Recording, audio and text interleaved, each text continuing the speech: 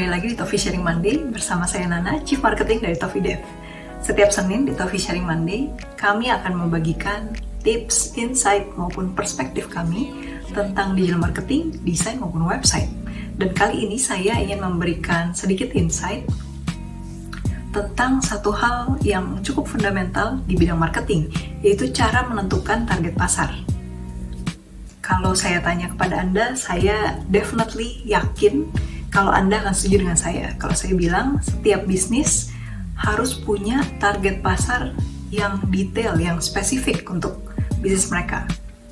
Kenapa? Karena target pasar itu adalah satu hal yang pertama yang harus dibikin. Karena selanjutnya, mulai dari pengemasan produk atau packaging produknya, lalu image yang akan dibuat, menetapkan harga, strategi pemasaran, maupun konten yang akan dibuat, yang akan dibagikan seputar produk itu, semuanya akan berkiblat ke target pasar yang sudah ditentukan sebelumnya.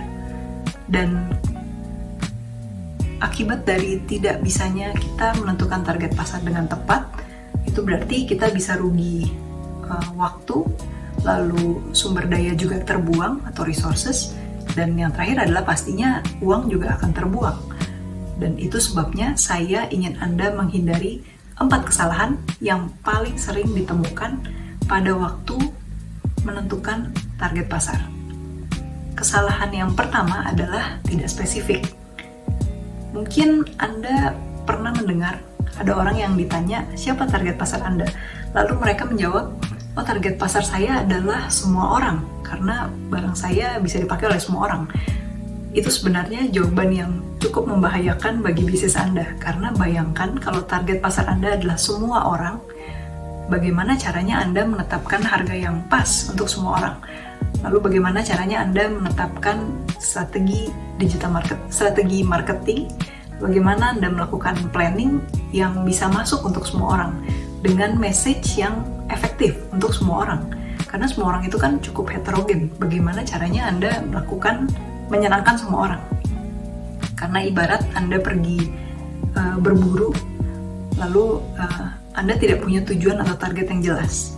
Akibatnya Anda akan menembak ke segala arah dan tidak akan mendapat apa-apa.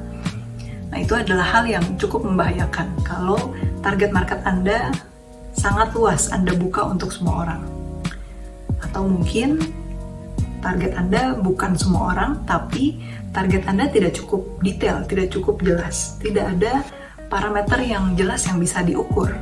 Misalnya, kalau Anda punya bisnis yang menyewakan laptop atau komputer, lalu Anda ditanya, siapa target pasar Anda? Anda menjawab, oh, target pasar saya adalah perusahaan skala menengah dengan mid-size project.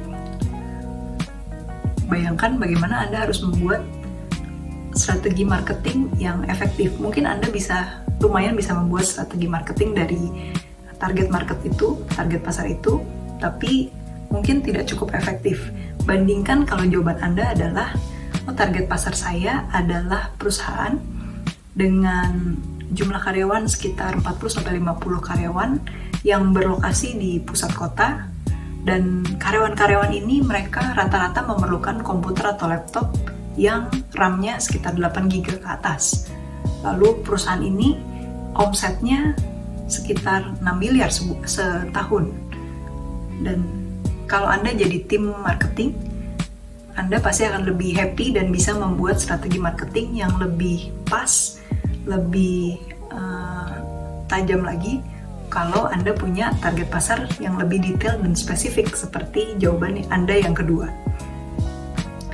Atau mungkin kasus berikutnya, Anda sudah punya target pasar yang cukup detail. Anda sudah tahu di mana lokasinya, rentang usia, lalu status, bahkan mungkin status pekerjaan juga, apakah mahasiswa atau sudah bekerja berapa lama, sudah tahu gendernya apa. Tapi balik lagi, itu adalah parameter target pasar dari sisi demografis. Ada parameter dari sisi demografis, tapi Anda tidak boleh melupakan ada parameter dari sisi psikografis. Ini juga yang sangat penting yang Anda harus pikirkan. Jadi dalam menentukan target pasar, pastikan Anda bukan hanya tahu dia laki-laki atau perempuan, sudah berkeluarga atau belum, pekerjaannya apa, tinggal di mana, tapi Anda juga harus tahu behaviornya mereka. Misalnya bagaimana mereka mengkonsumsi media, bagaimana mereka belanja, apa concernnya mereka, apa value yang mereka pegang, apa interest mereka, dan preferensi mereka dalam mengkonsumsi itu apa. Lalu di mana kita biasanya menemukan mereka, baik di online maupun offline. Misalnya kalau di offline, apakah mereka suka pergi ke gym, atau kebiasaan-kebiasaan mereka, apakah mereka nongkrong di cafe atau hangout di satu tempat A, tempat B, apakah mereka hangout dengan main golf dan sebagainya. Di mana komunitas mereka, apa aplikasi yang sering mereka pakai sehari-hari. Ini adalah hal-hal yang lebih detail lagi dibanding tadi kalau Anda hanya tahu mereka wanita, sudah berkeluarga, punya satu anak, tinggal di kota besar di Jakarta misalnya, dengan usia sekian sampai sekian. Bayangkan kalau Anda hanya punya informasi itu dibanding dengan tadi Anda punya informasi yang lebih detail, lebih spesifik tentang perilaku mereka. Ini akan membantu Anda, menajamkan Anda untuk membuat message dari marketing, strategi marketing dengan lebih bagus lagi. Itu adalah kesalahan yang pertama, yaitu kurang spesifik. Nah, kesalahan yang kedua adalah target pasar Anda tidak divalidasi. Karena barang atau jasa Anda pasti punya fitur dan punya benefit. Anda harus memastikan benefit dari produk atau jasa yang Anda tawarkan match ataupun klop, cocok dengan target pasar yang Anda tetapkan. Ingat, benefit bukan fitur. Kalau misalnya Anda punya satu produk, misalnya pasta gigi, lalu katakanlah pasta gigi Anda punya satu kandungan mineral yang tidak dipunyai pasta gigi lainnya.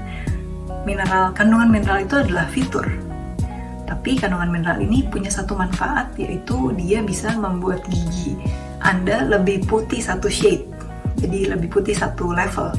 Nah, kandungan mineral ini adalah fitur, tapi memutihkan gigi adalah benefit. Pastikan benefit Anda cocok dengan target market Anda, bisa menjadi solusi untuk target pasar Anda. Bagaimana cara validasinya? Kalau Anda sudah punya bisnis yang berjalan, Anda bisa validasi dengan Anda lihat lagi orang-orang yang sekarang sudah jadi client base atau customer base-nya Anda. Lihat lagi mana klien yang merupakan klien ideal Anda. Lalu kelompokkan mereka, dan Anda cross-check kembali profil klien ideal Anda dengan target pasar Anda. Tapi kalau misalnya Anda belum punya bisnis yang running, Anda baru saja mau mulai memasarkan produk atau jasa Anda, yang harus Anda lakukan adalah Anda lakukan riset dengan cara Anda interview orang-orang yang masuk ke dalam target pasar yang Anda sudah tentukan sebelumnya. Karena dengan begitu Anda bisa memvalidasi apakah pemikiran Anda itu sebenarnya sama atau benar dengan realitanya orang-orang tersebut. Karena balik lagi, yang akan membeli, yang akan mengkonsumsi produk atau jasa Anda adalah target market Anda, adalah si customer, bukan Anda.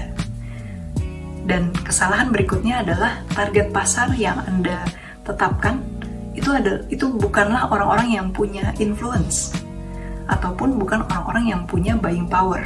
Mereka bukan decision maker.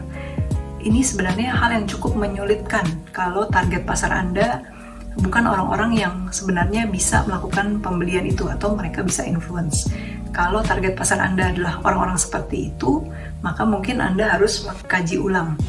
Apakah mungkin Anda bisa merubah target pasarnya sehingga Anda punya target pasar yang orang-orang yang memang decision maker, yang punya kuasa untuk decide apakah mau beli ataupun enggak, atau setidaknya mereka punya influence, pendapat mereka didengar, mereka bisa rekomen produk atau jasa Anda kepada orang-orang yang duduk sebagai decision maker.